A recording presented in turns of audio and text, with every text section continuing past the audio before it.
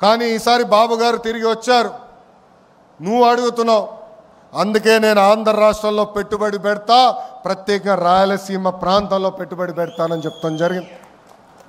సిన్హా గారినే కాదు, Tata Sons chairman చంద్ర గారిని కూడా కలిసా.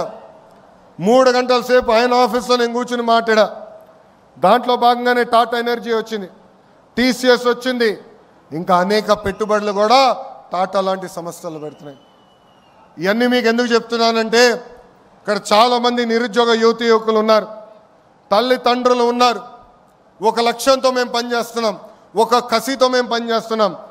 అది 20 లక్షల ఉద్యోగాలు ఆంధ్ర రాష్ట్రానికి తీసుకొచ్చేదానికి. డిఎస్సి నోటిఫికేషన్ ఇచ్చాం.